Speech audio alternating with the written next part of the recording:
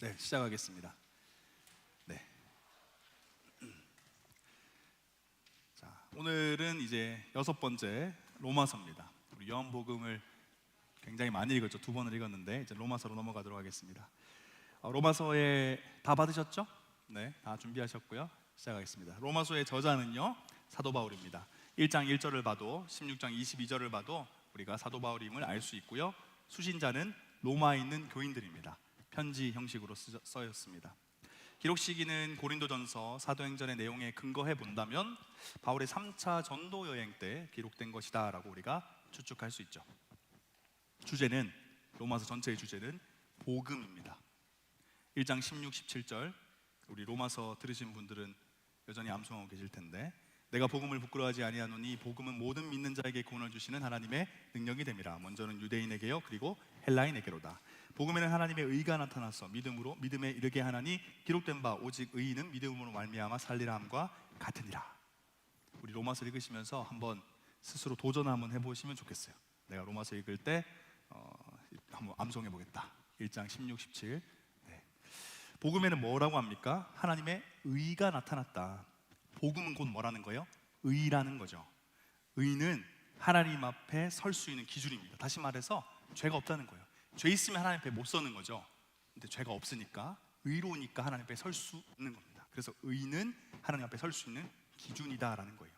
로마서의 구조와 및 핵심 내용입니다. 1장 1절부터 10절까지가 편지의 도입부인데, 사도 바울이 자기 소개하고요, 그 다음에 인사하고, 복음의 기본 사항과 또 로마교회 성도들에 대한 감사 기도하고, 또 로마를 방문하고자 하는 계획 동기, 이런 것들을 이야기하고, 핵심은 뭘 얘기하냐면 복음의 핵심인 이신칭의에 대해서 이야기를 해요, 이 도입부에서.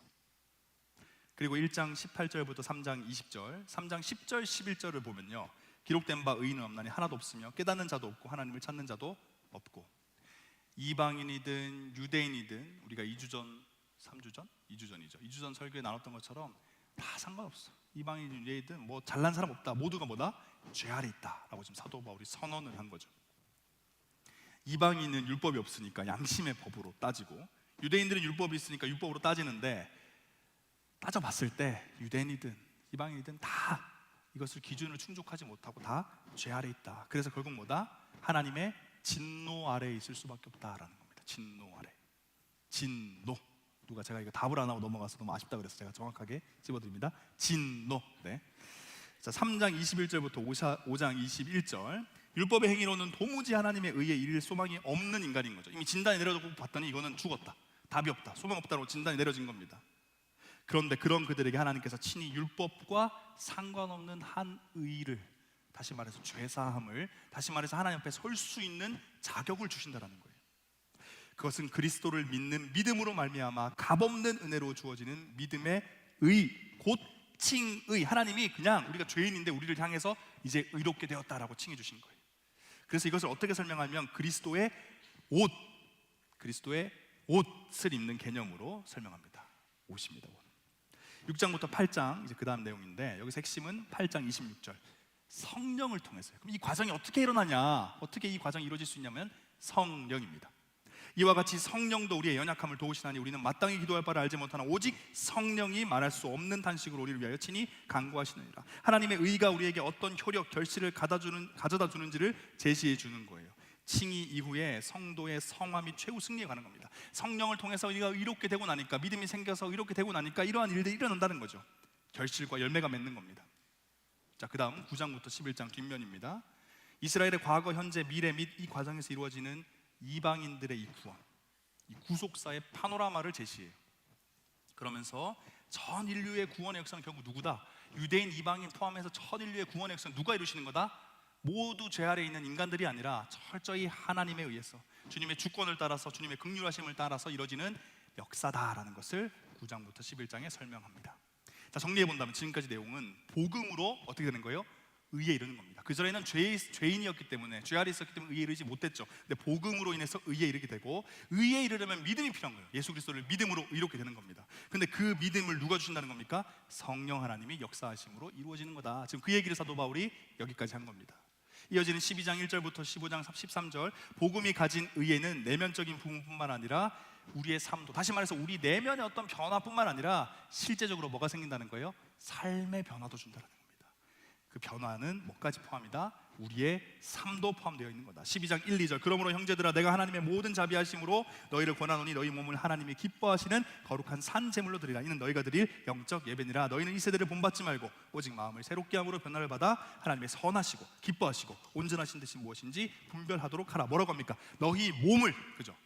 너희 몸을, 너희 삶을, 너희 실제 삶의 현장이 무언가 바뀌어야 된다. 하나님이 원하시는 모습으로 바뀌어야 된다는 걸 이야기합니다. 믿음으로 얻어진 의가 구원받은 성도들의 실제적인 삶을 통해서 실천되고 적용되어야 함을 13장에서 이야기합니다. 마지막 결론입니다. 15장 16절 보겠습니다. 이 은혜는 곧 나로 이방인을 위하여 그리스도 예수의 일꾼이 되어 하나님의 복음의 제사장 직분을 하게 하사 이방인을 제물로 드리는 것이 성령 안에서 거룩하게 되어 받으실 만하게 하려 하심이라. 바울은요, 이 복음을 뭐와 연결짓고 있어요?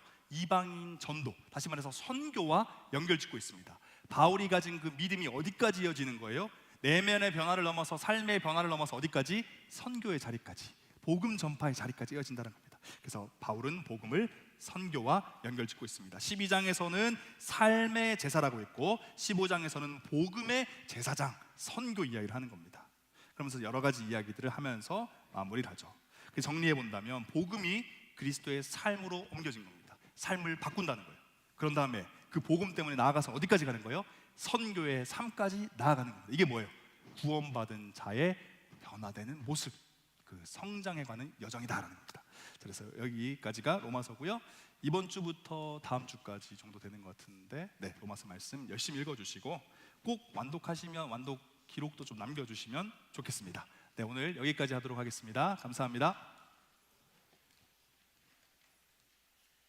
우리 인생 기도 쓰셔서 주신 분들 혹은 또 종이 받아가실 분들은 2층 로비로 오시면 되겠습니다.